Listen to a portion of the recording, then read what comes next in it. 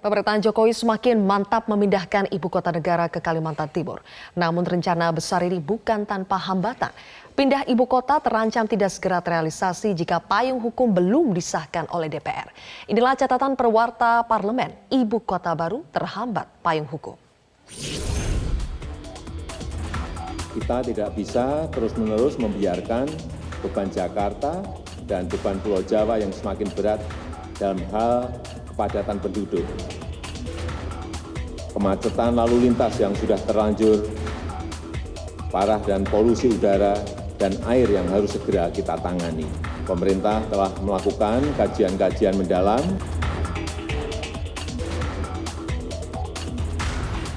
Hasil kajian-kajian tersebut menyimpulkan bahwa lokasi ibu kota baru yang paling ideal adalah di sebagian Kabupaten Penajam Pasar Utara dan sebagian di Kabupaten Kutai Kertanegara, Provinsi Kalimantan Timur.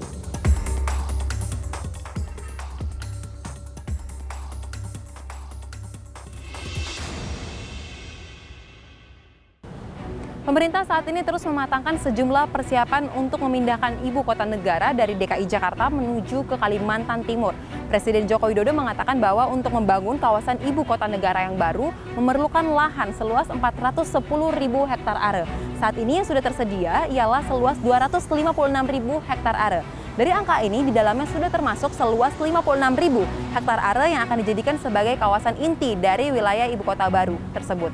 Dan lalu seluas 5.600 ini diproyeksikan menjadi kawasan ataupun klaster pemerintahan. Dan sisanya seluas 200.000 hektar are akan dijadikan sebagai kawasan hutan ataupun kawasan konservasi. Namun tentu saja pembangunan di ibu kota negara yang baru ini belum bisa dilakukan sebab belum memiliki dasar hukum ataupun payung hukum yang menaunginya. Seperti apa pembahasannya di parlemen?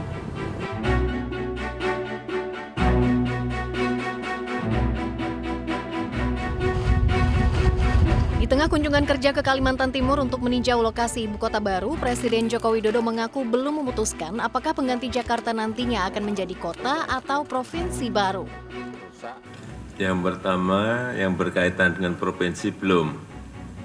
Apakah nanti dalam bentuk kota atau provinsi belum diputuskan. Nanti tentu saja kita akan harus berbicara dengan DPR terlebih dahulu. Pembentukan kota ataupun provinsi baru sendiri membutuhkan revisi undang-undang dengan cara Omnibus Law atau membuat undang-undang baru melalui revisi sejumlah undang-undang terkait ibu kota negara. Nah, ini barengan langsung dimintakan ke DPR. Nah, ini kalau proses ini nanti bisa diselesaikan dengan cepat, 3 bulan, 6 bulan, fleksibilitas kita dalam memutuskan, kecepatan kita dalam memutuskan itu akan jauh lebih baik lagi. Sambil menunggu Omnibus Law RUU Ibu Kota Negara, pemerintah pun segera membentuk Badan Otoritas Ibu Kota sebagai pihak yang bertanggung jawab pada proses pemindahan ibu kota termasuk di masa pembangunan. Badan otorita ini setingkat menteri, ya, kemudian kewenangannya tentu sejak mempersiapkan, membangun, dan kemudian proses pemindahan itu tentu akan ada kepala badan otorita, dan itu tidak selamanya dari ASN, dan juga tidak selamanya juga dari pihak profesional. Ya, secepatnya setelah Perpres ini terbentuk. Namun masalahnya pembahasan payung hukum ibu kota baru melalui Omnibus Law revisi Undang-Undang Ibu Kota Negara di DPR terkendala surat Presiden. Sehingga Dewan belum bisa membahas RUU Ibu Kota Negara karena 50 RUU termasuk RUU Ibu Kota Negara di Prolegnas Prioritas 2020 ditunda pengesahannya. Sampai masa sidang ini ditutup, kami belum menerima surpres dari pemerintah atau dari presiden. Karenanya kemungkinan surpres itu akan dikirimkan pada masa sidang selanjutnya, yaitu pada bulan Januari. Nah, kalau kemudian kami belum menerima, tentu saja kami tidak bisa kemudian membahas atau kemudian melihat apa yang kemudian menjadi rencana dari pemerintah dalam Omnibus Law yang nanti akan diusulkan. Sejauh ini hasil telaah tim kajian pemindahan ibu kota, Badan Keahlian DPR memberikan sejumlah catatan terkait rencana pemindahan ibu kota dari Jakarta ke Kalimantan Timur.